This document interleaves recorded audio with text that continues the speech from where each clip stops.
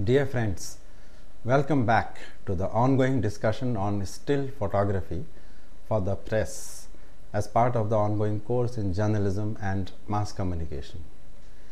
In the previous lecture, we had talked about the important dates in evolution of photography, the special field of press photography, and the introductory aspects associated with this field, including composition, content, form, and ethics.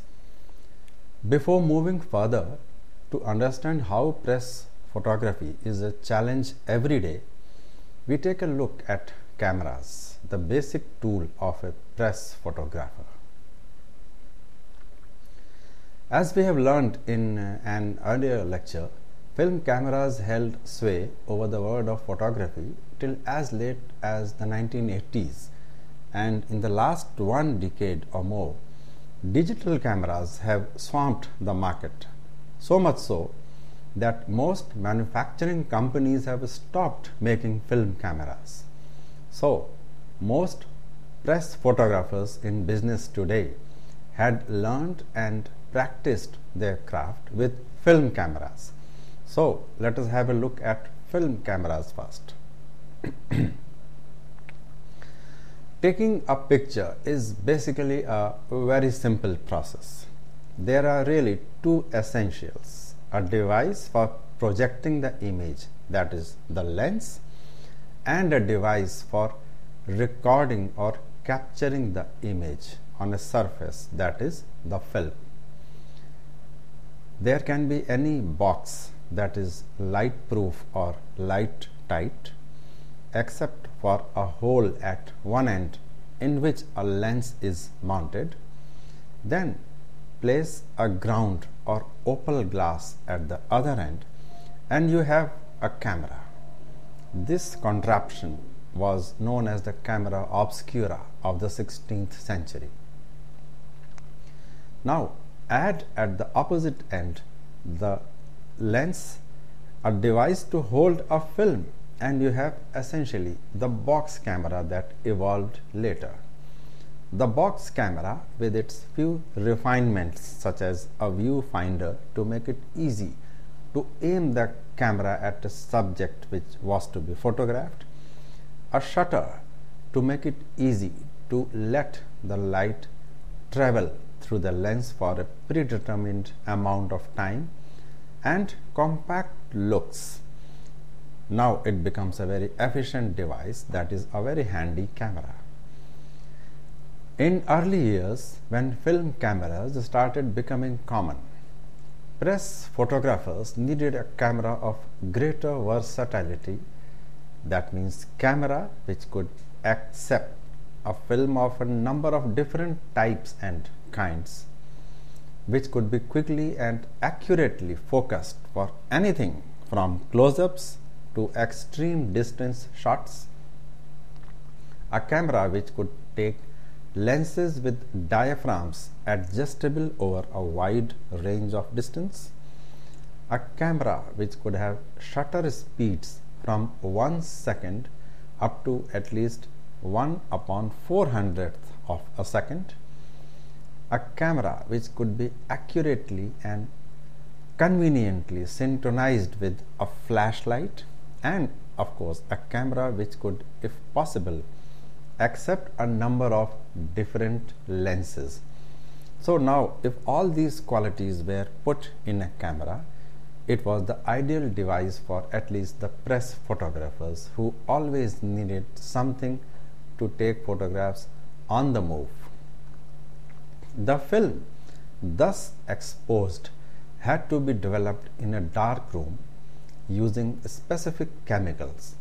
Then the photograph had to be enlarged and printed for approval from the editor or the photo editor, and then it was to be given to the process department for further processing like plate making.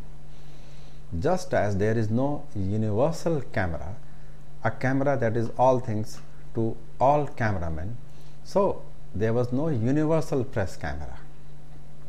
The cameras most frequently used in press photography in that time can be divided into three basic types, based on the sizes of the negative film they normally produced. So the three kinds of cameras were the 4x5 camera, the 120 camera, and finally the 35mm camera. Big cameras were standard in news photography during the early decades of the 20th century. A favorite was the camera model known as Graflex, first offered in two sizes in the year 1902. One producing a 4-inch by 5-inch negative, and the other a bigger camera producing a 5 to 7 inches of negative. From 1907 to 1923, the Press Graflex, a 5:7 camera, was the most widely used in news work all over the West and in other countries.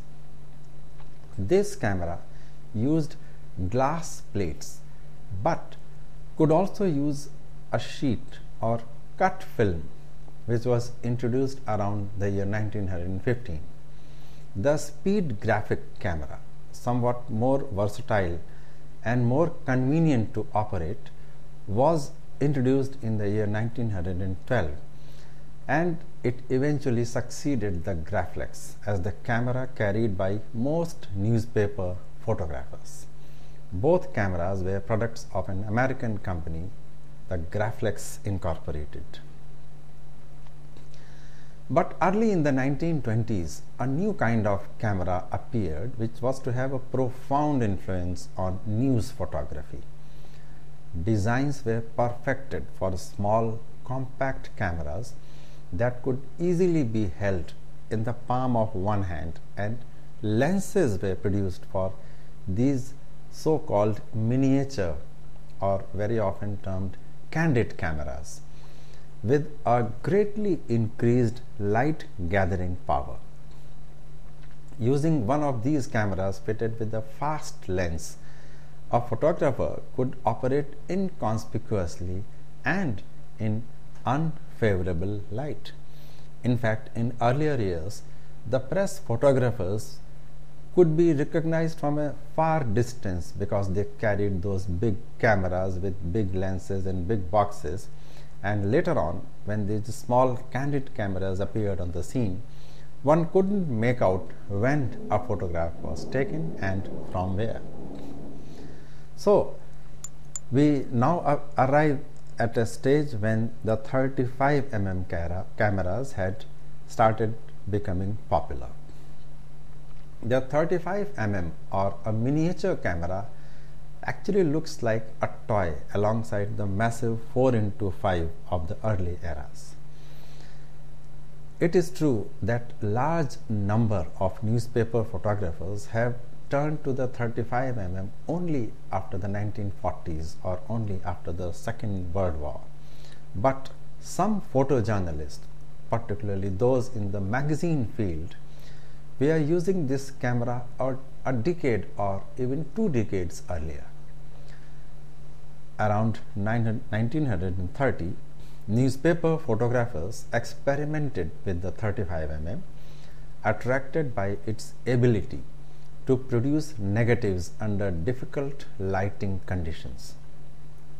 But 3 factors worked against the 35mm camera. Number 1, the grain that appeared in enlargements, the impracticability of fast processing of the film to meet deadlines, and the introduction of the flash bulb, which seemed to obviate the need for fast lenses. Since the Second World War, newspapers turned to the 35mm because speed processing had by then become practical with film and developers that kept grain well within acceptable limits. In addition, faster films and a desire for realism had to a considerable extent deposed the flash bulb and the electronic flash. The first 35mm camera was the German-made Leica brand, introduced at the Leipzig Technology Fair in 1925. It was originally designed as a still camera for testing 35mm movie films. Since then, 35mm cameras have become commonplace. For newspaper work, a 35mm with interchangeable lenses became a must everywhere. The 35mm camera may also be termed as a reflex camera. So the photographer focuses and uses the viewfinder directly through the lens itself, or it may be a coupled rangefinder design with the lens focusing automatically as the rangefinder is operated. A wide range of black and white and color film materials was soon available in the 35mm size, and it soon became most economical of all, especially on a per picture basis. The number of exposures on a 35mm film ranged from 20 to 36 per roll at the maximum. In fact, this number was as much as 3 times as available to somebody who was using a 120 camera. The 35mm also offered the fastest lenses available and thus the greatest chances for success with poor light when the flash was prohibited or it was undesirable. And the 35mm also offered flexibility through many accessories such as interchangeable lenses ranging from 21mm, that is extremely wide angle, to 1000mm, that is extreme telephoto. We will explain these terms later. The normal lens, that is the 50mm of the 35 camera, gave a tremendous depth of field. It could handle routine news assignments, informal portraits, fast action sports, society reporting and fashion news as well. In the film era, it was as important for press photographers to know the camera as it was to know the capabilities and limitations of films, paper and chemicals. For professional photographers, darkroom experience was a must, even though they might turn their film over to a specialist for processing, but they needed to know the technicalities. Of the whole radiation spectrum, our eyes are sensitive to only that small part we call light, ranging from blue, the shortest wavelength of the visible spectrum, through increasing wavelengths to the red color. We cannot see cosmic rays, gamma rays, X-rays, ultraviolet rays or infrared rays or heat rays, or the waves used in radio broadcasting, which fall beyond the visible range of the light spectrum. The silver bromide crystal normally has an even more limited sensitivity, absorbing only the blues at the short wavelength of the visible spectrum plus the invisible ultraviolet rays. This is apparently because the shorter wavelengths have greater frequency and thus greater energy. So, the chemical films which were used in the film rolls were basically compounds containing silver bromide, and refinements were introduced over a period of time to make the film faster, means they could absorb lights at a much faster speed of time and in a much lesser amount of light. So, there is this short thing about film developing. Film developing meant using the right amount of chemicals, that is the silver bromide combinations, and water for the right time for developing the negative print into a positive image. The three major factors in film development with which the photographers had to be familiar included contrast, grain and density. Important factors in developing film were temperature, time, and the degree of agitation with which the pan containing the film under development, liquid, chemicals, water, and another range of chemicals were mixed, and it was shaken or agitated so that the impression on the negative turned into positive. All this work was done in a dark room with a very faint red light being available for the operator to see what he was doing, because the red light did not get registered on the film which was being developed. So now we have a look at the camera components. The first essential in photography, as we just understood, is formation of an image, and in truth an image can be formed without a lens also. The lens in fact collects a bundle of light rays coming from a single point source, redirects them by refraction so they come back together at a new point on the film, thus giving us both greater light gathering power and a sharper image. Lenses are actually so designed that light rays originating at a single point will be refracted just the right amount to bring them back to a single point behind the lens at the film if we have focused correctly. So a lens basically captures those images that are coming from outside and transfers them onto a surface where the film is already mounted, and the image is captured on that chemical coated film. One important thing, in fact the first important thing to be learned when we are talking about lenses, is focal length. What is focal length?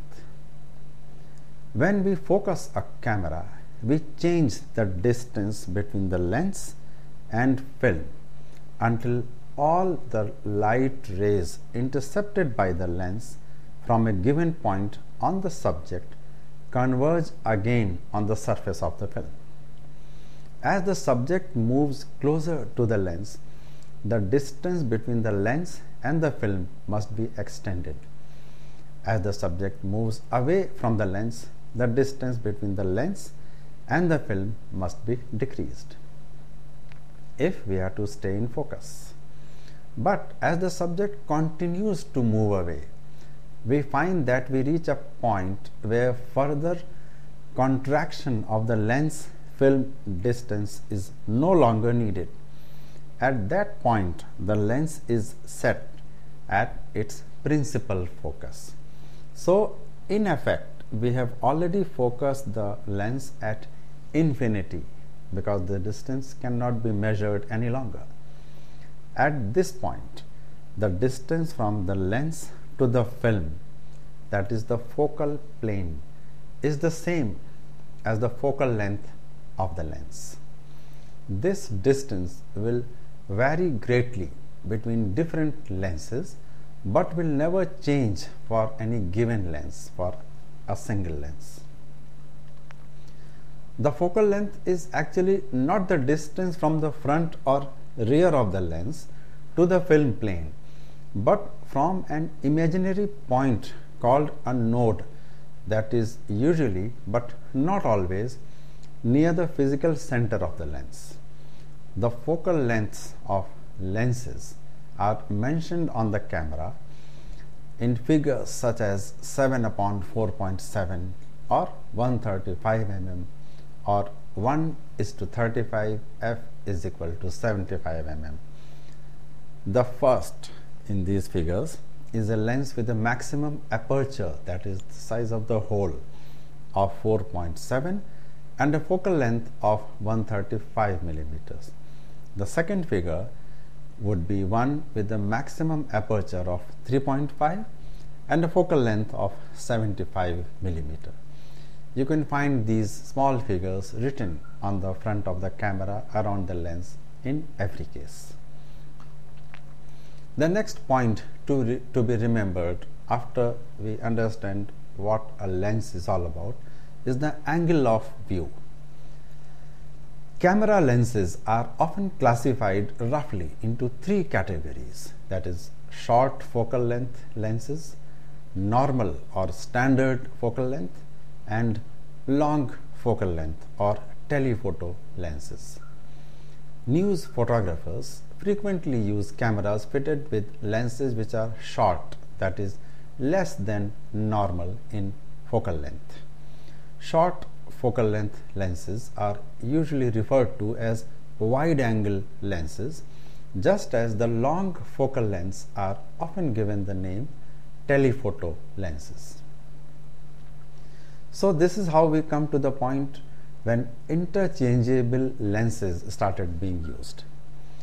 It was in 1959 when two German firms, Voigtlander and Zoomar, announced the result of a joint project to manufacture a variable focal length lens for 35 mm still cameras of the single lens reflex design. This was known as the zoom lens, and this zoom lens continues to be used throughout the world by all kinds of photographers even today. So first we come to the wide angle lens. The wide angle lens is a short focal length lens, that is a lens with a focal length shorter than the diagonal of the negative it is designed to cover. Its advantages are that it sees more at less distance and offers increased depth of field at any given lens aperture. The most frequently used wide angle lens with 35 mm cameras is the one with a 35 mm focal length. The second is the long focal length lens. The most commonly used so-called tele lenses in the 35 mm field are those with focal lengths ranging from 75 mm to 135 mm. But the longer the focal length, the bigger, the clumsier and the heavier become the lenses beyond the 135 mm range, and these lenses generally cannot be focused with the coupled range finder. With the really long lenses, the photographer will usually find it advisable to use a tripod to hold the camera steady. Now you must be recalling the sports photographers and the specialist photographers with their cameras and the long lenses fitted in front of them. These are actually the telephoto lenses. So after this brief introduction to what lens is all about, we come to the next point, that is the aperture. To control the incoming amount of light and its exposure onto the film, we must control the light which strikes the film. One way in which we can control the light is by varying its intensity at the film plane. The relative aperture is marked as numbers on the camera as a guide to setting the aperture, that is the diameter of the diaphragm, to control the amount, that is the intensity of light which actually reaches the film. So we come to the basic object which is being treated by the camera, that is light. Light, it is something which the photographer must have, and light is something the photographer must control. He must control light to achieve the correct exposure, to create a properly defined image, and to capture the proper mood and composition. There are four basic kinds of outdoor light under which a photographer has to function. Number one, front lighting. In this case, the sun is behind the photographer and the result is flat illumination on the subject in the front of the photographer. Shadows are cast away from the camera. These are often hidden behind the subject. The light works against our attempts to create an illusion of volume, space, or depth because it is flat.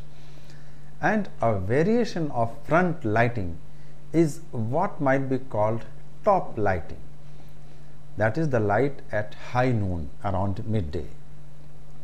It is generally to be avoided whenever possible unless our purpose is to create a mood of lassitude, the siesta atmosphere of a hot summer day. Number 2, side lighting. This kind of light is generally unspectacular but very reliable. It is of great help in emphasizing shape, volume, and texture of the subject being captured. It gives us a chance to utilize interesting shadow patterns in composition, and in the extreme, with the light being very low, it can actually produce dramatic effects. Number 3, backlighting.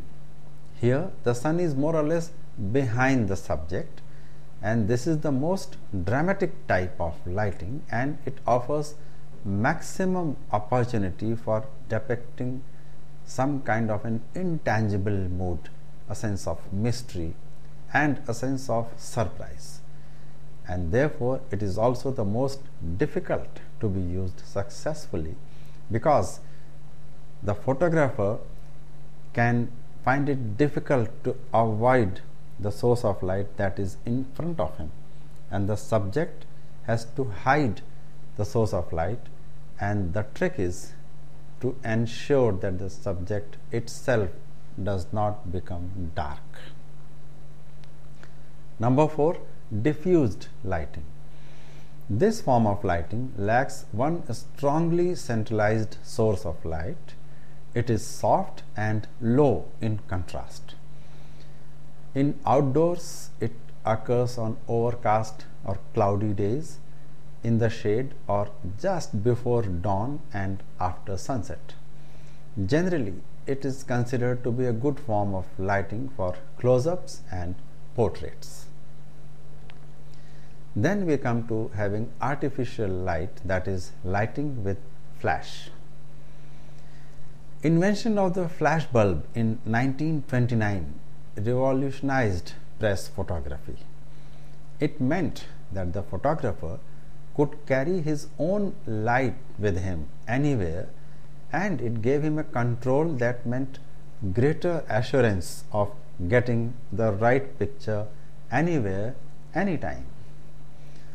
The flash bulb actually succeeded the magnesium flare and the flash pan. With the magnesium flare that was used in earlier days, it was a sort of a blow gun in which the photographer blew through a hose connected to the handle of a meta-torch. The lung generated air pressure forced the magnesium powder into kerosene or alcohol flame, and the result was actually a miniature volcano of light, which provided enough light to take a picture if the photographer could remember to open the shutter and pull the dark slide. The flash pan was a slight improvement. A powdered mixture of magnesium, potassium chlorate, and antimony sulfide was sprinkled along the length of a narrow pan which the photographer held over his head. A spark set off the powder to give an explosive flash and a more pleasing and diffused light than the earlier flare. But the flash pan, as you can understand, was about as dangerous as the magnesium flare and as difficult to control. A number of photographers were seriously injured, some losing their hands in flash powder explosions, and in due course of time, it led to a ban on the use of powder by some newspapers. A company of Germany known as Johannes Ostermeyer experimented with putting thin aluminium foil and oxygen in a glass bulb with a small screw base to fit flashlight bulbs. The photographer now had his light under control, usually unless the bulb exploded. Improvements quickly followed, and flash bulbs over a period of time became smaller, more efficient, less likely to explode, and ways were found to synchronize the flash with the opening of the shutter and to integrate the flash and the camera in one compact unit. Then, less than 10 years after the introduction of the flash bulb, came the electronic flash for photography, developed around the year 1937 by Harold Edgerton of the Massachusetts Institute of Technology in the US. This great development freed the photographer from the burden of carrying a supply of expendable flash bulbs wherever they went, and gave him a light of such brief duration that he could stop a bullet in mid-flight.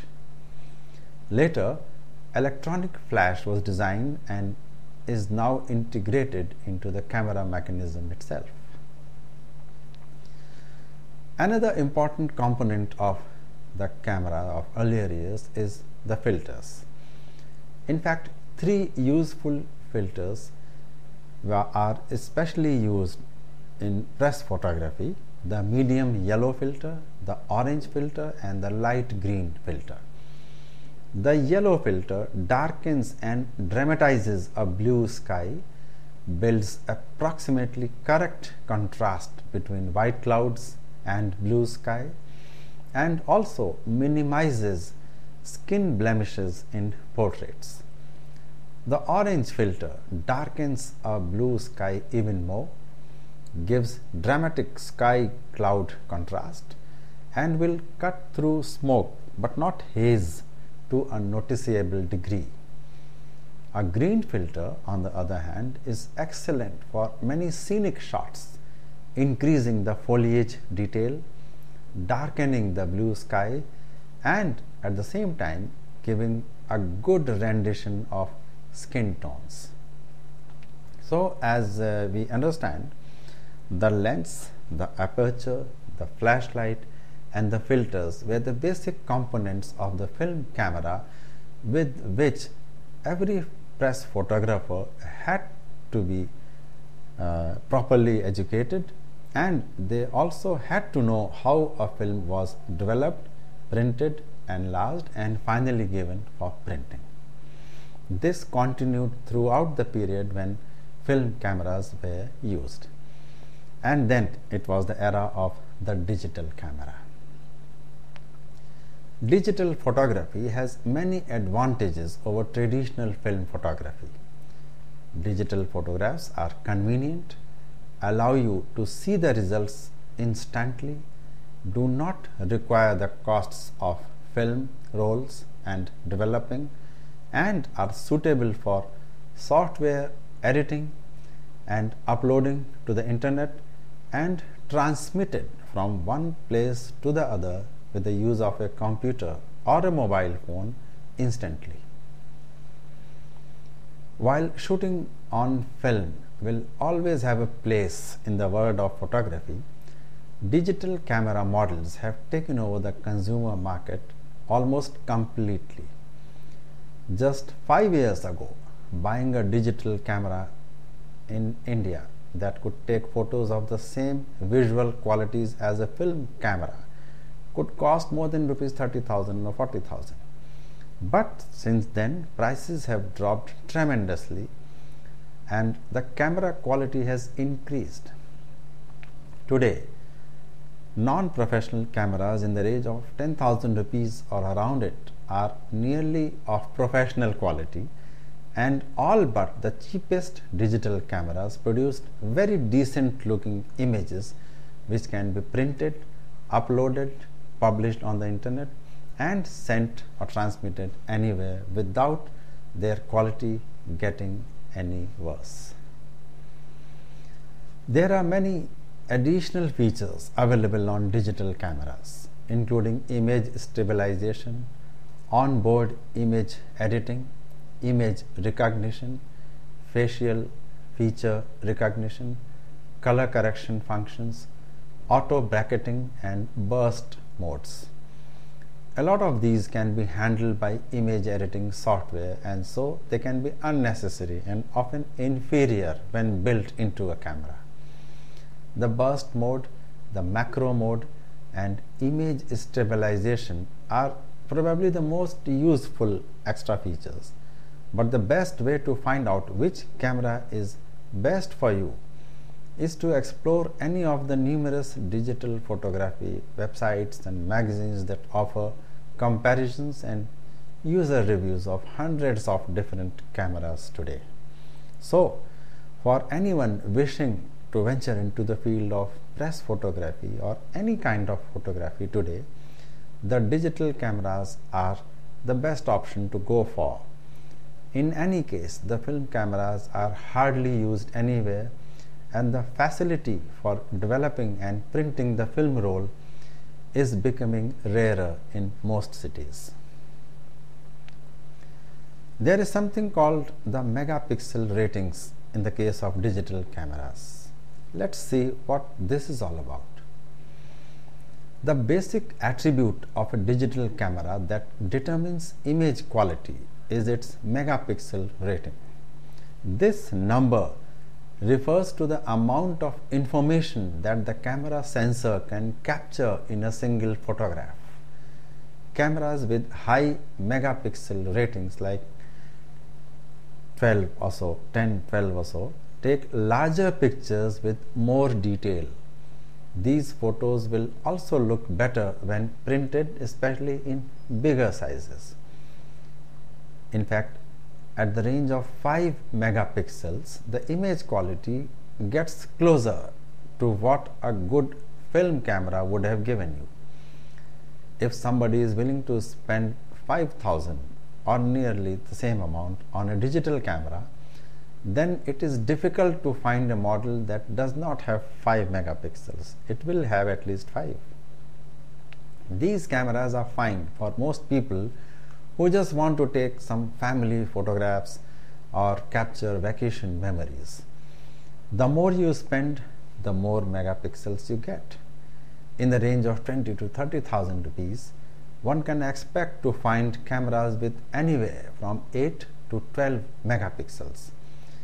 If one plans to take artistic photographs, serious photographs, sell prints of the photographs thus made, or post large high-resolution photographs on the internet, this is the range to be used. If you think you need a more powerful camera than that, you probably can get them, and you probably don't need this information here. You will know what you want. The next point to be understood for all kinds of cameras is the shutter speed.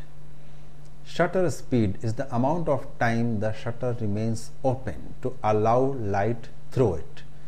An extremely fast shutter speed is 1/2000th part of a second, while camera settings usually allow up to about 1 second, which is very slow. 1/60th of a second is about as slow a shutter speed as you can use when taking a handheld shot, and you will not get any blur. Some photographers force their camera shutters to stay open for much longer to create various special effects. Leaving a camera pointed at the night sky with the shutter open for several hours can result in a photo of the paths of the stars that they seem to take across the sky as the earth rotates. Practice and experience are the best ways to figure out which combinations of aperture and shutter speed are best for different kinds of photographs. While a slow shutter speed lets in more light, it also makes it very difficult to get a crisp picture. Any movement at all of either the subject or the camera will result in blurring. Sometimes you might want this effect, but for a clear photo of a moving object, you actually need a fast shutter speed. Many cameras have a semi-automatic mode that can be set to either aperture priority or shutter priority. You can either set the aperture or shutter speed depending on which priority mode is enabled to the desired setting, and the camera calculates the right setting to accommodate the lighting conditions. The camera might also have a variety of modes to choose from, such as sports mode or outdoor mode or close-up mode. These are actually aperture and shutter speed presets. Again, experience will let you know what conditions are right for each mode. So now we come to the point to ask ourselves how to take good photographs. Taking photographs with a digital camera follows many of the same techniques that make for successful film camera photographs. However, the digital cameras differ in a few important ways. There is usually a lag between the moment you press the shutter release button and the camera takes the picture, where for the most expensive models. A longer lag time means that it's more difficult to capture a moment. So, how can you minimize the problem? Number one, set your focus ahead of time.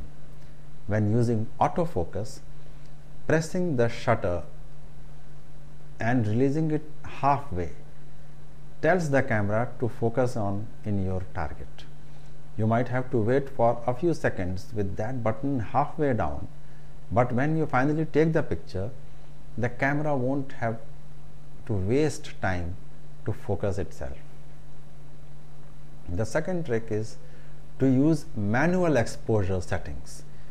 It takes time for the camera to calculate exposure settings in a full automatic mode.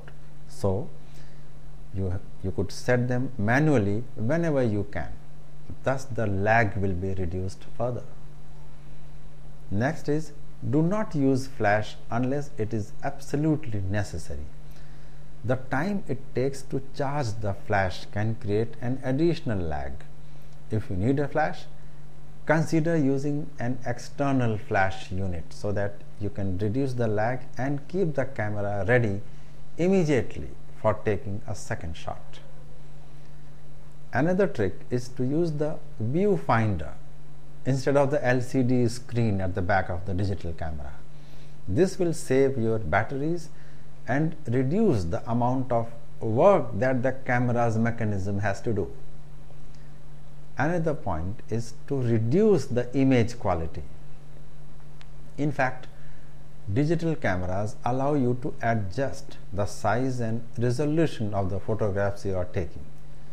Huge or uncompressed photograph files will look great, but they might create a time lag. If you are trying to capture action shots, try a lower quality setting with smaller images. Obviously, you are sacrificing large, high resolution images, but it will increase your chances of getting the shot you wanted. Experiment must be made with the camera settings to find the right balance between image quality and shutter lag. Another trick is to use the burst mode. If your camera offers a burst mode, it is a great way to get the precise moment you are shooting for by taking a series of quick photos over the course of a few seconds. Depending on the camera, the burst mode, that is a continuous mode, it may require a compromise in image quality, but it will definitely offer a longer choice, a greater choice from which the best photograph can be chosen. So, the next important aspect is choosing a subject. Press photographers are aware that the world is full of attractive sights and scenes which have only to be discovered and recorded without intervention on the part of anyone. The reporter must only fully adapt to the conditions determined by the natural structure of the real world. His contribution is that in the given situation, which he correctly assesses as quickly as possible, he finds the most suitable position, providing the most eloquent picture from the viewpoint of communication on the given subject. It is expected that he will also attempt to have the picture achieve an aesthetic impact as well. These are the main tasks placed on anyone who tries to set down in a truthful and dynamic way to events to which he was a witness. Press photography actually has a very glamorous image based largely on TV documentaries and films about larger than life paparazzi photographers. Paparazzi, in fact, is the Italian word which literally means buzzing insects.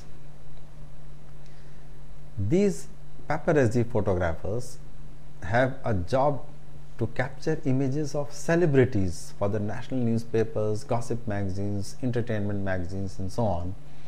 Largely, they are freelancers not employed by any one company, and they go about their work wherever possible, wherever they can, and they try to sell the photographs of candid moments taken from hidden points, and many times often invading the privacy of the celebrity, and they try to sell those photographs to the highest bidder. But the vast majority of press photographers are skillful, diplomatic people who work under pressure to capture the best possible images to document events, tell a story, meet the picture editor's deadlines, and help in making the image of the newspaper as well as making it successful. Among the areas they are supposed to cover are court proceedings to business stories, inauguration of public facilities such as hospitals and parks, city gatherings, and those who are experienced enough, it could include sports and politics in addition to entertainment and fashion. Photojournalists often provides words as well as pictures and often suggest the stories themselves and produce photographs that underscore a point made within the text or an editorial opinion rather than simply document a series of events. That is why press photographers take pride in being counted as journalists or photojournalists. So, press photographers produce photographs of current events and the people involved in them on a daily basis for national or local newspapers, news magazines, and press agencies. Images are invariably shot on location using handheld digital cameras with a portable electronic flash. Newspapers and press agencies keep abreast of the upcoming events, so a great deal of press photography can be scheduled in advance. However, publications do organize work in shifts so that photographers are always available and ready to cover any breaking news story. The news editor decides which stories are to be covered, while the picture editor decides how many images will be required, and he briefs the photographers on the type of shots he is looking for. The photographer may take a variety of shots, but will generally be expected to present 4 or 5 usable pictures for each news story. They are usually under pressure to get from one location to the next and must therefore be organized and efficient. Press photographers working for organizations or local newspapers need to have the ability to make the commonplace or very mundane event appear interesting, and therefore one can always hear them talking about looking for a fresh angle to a routine subject. In view of all this, very often the proper setting of a subject does not last long, and what is needed therefore is a swift reaction and presence of mind on the part of the photographer. While most photographers certainly recognize the importance of the decisive moment, they do not reject additional changes in the final enlargement or while submitting the final photograph. On the other hand, there could be situations where the photographers have to especially create a subject to be photographed, such as a landscape, a building, a river, garden, flower shows, and so on. In such cases, they do not have to hurry. The subject is not going away anywhere or not even moving about, and they can pause and ponder as to which angle would be the best. Both methods, the first often referred to as taking photographs and the second referred to as making photographs, can produce good results on conditions that the chosen path corresponds to the photographer's inclinations and the character of the subject matter. Quite often, one and the same photographer alternately uses each method according to the way he approaches an assignment. It should be added that there are somewhat exceptional photographers who hold hard and fast to either of the two methods, taking photographs or making photographs, and this choice is tied to their own personal philosophy for the profession, so you cannot fault them either. Press photography for most part belongs to the taking photographs category, and we shall confine our discussion to choosing good subjects for news photographs. Words that will describe a good news photograph are actually elusive. Each photographer must interpret news photographs in their own way, adapt them to his own purposes as part of his own individual approach to reporting with the camera. Storytelling is paramount for the photojournalist. All other qualities of a good news photographer must be subordinate, or more exactly, must be made to contribute to this basic primary purposes of storytelling through a photograph.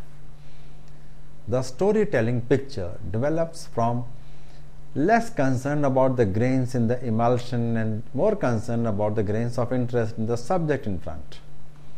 So the first point to be remembered while choosing a photograph is the meaning in a news photograph.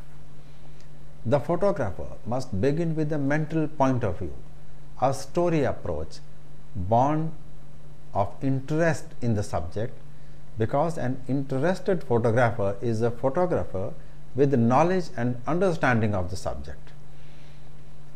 The reporter working with either a typewriter or a camera is qualified to write a story or make a visual statement about an event only if he understands it. And understanding is rarely born out of a cynical point of view. The photographer, therefore, should be able to feel the emotion involved in the subject, but at the same time remain an observer with a camera searching for meanings around him.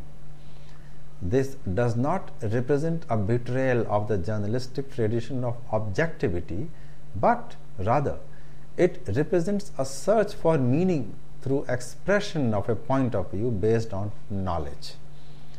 The print can have something to say only if the photographer approaches the subject from what seems to him a truthful point of view.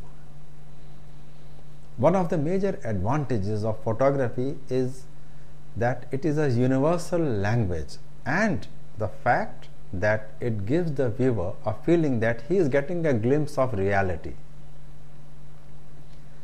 Some press photographers are still doing violence to this concept. Cameras don't lie, but photographers can, and sometimes they do.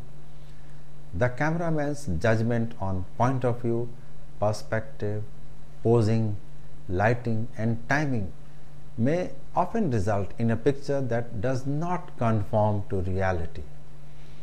The cameraman or the photographer often faces the same temptation as the print journalist, the temptation to emphasize the dramatic, the highlights, perhaps the one small moment of open conflict, and both are guilty of distortion. If they emphasize the sensational rather than the merely significant, both can emphasize or play down whatever they please. And if they approach the subject with a biased mind or with a determination to search out something sensational, the result in all probability will be a distortion or a lie.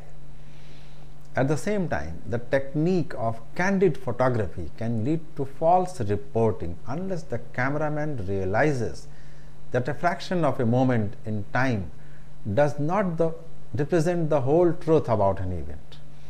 Any person in the news can be made to look foolish by the candid photographer lying in wait just for the right moment of an unflattering gesture or expression. But it will not be an overall comment on the situation being photographed. So, meaning is essential in news photography, but it must be meaning based on honest reporting.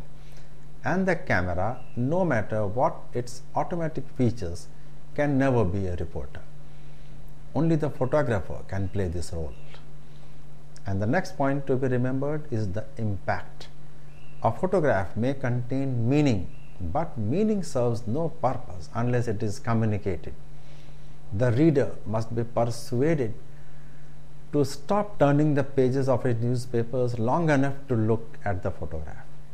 This stopping power must be built into the picture through the skills of the photographer. Impact can be imparted to a photograph in many ways: through selection of subject matter, through arrangement of the various elements of the picture, through perspective or camera angle, through lighting, correct timing of the shutter release to catch a significant moment. And novelty may achieve impact, but novelty is justified only if it is relevant. The answer lies in the ability to see reality from a viewpoint that the unimaginative may have overlooked. Most often, impact in a photograph comes from animation.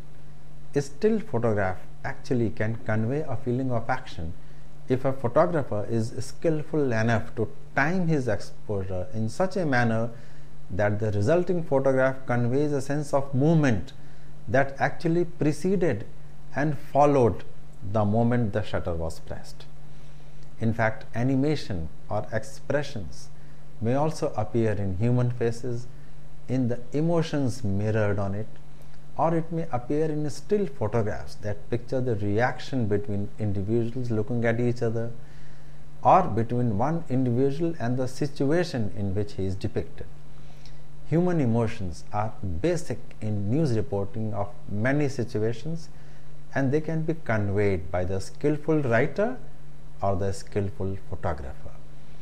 The element of unity is the next, that is, unity of all elements within a photograph having a unity of purpose. The shapes, lines, areas of light and shade must contribute to that purpose. Inexperienced photographers tend to include too much in a photograph, but it is the same like inexperienced writers trying to crowd too much within a single sentence. The result is the same in both situations: a vagueness and a failure to communicate.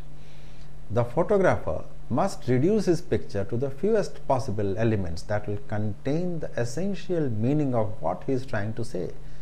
And when distracting elements remain, he must use his technical knowledge to subdue them as much and as far as possible to get a well composed photograph which conveys its message without ambiguity. Composition actually is another word for unity, but it must be kept subordinate to meaning in photojournalism.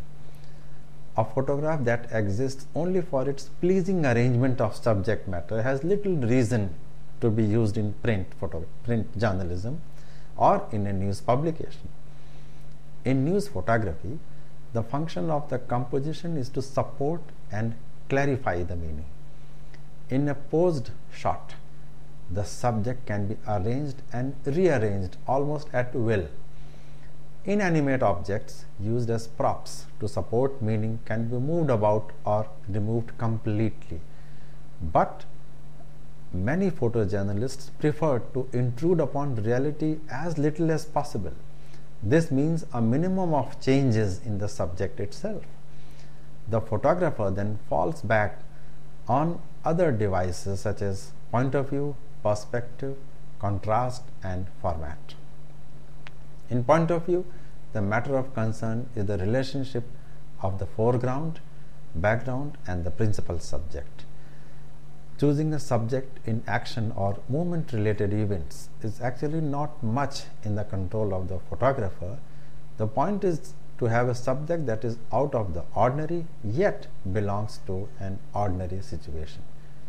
We will conclude our discussion at this point, and in our next discussion we shall take the subject further on choosing a subject for news photography. Till then, thanks and best wishes.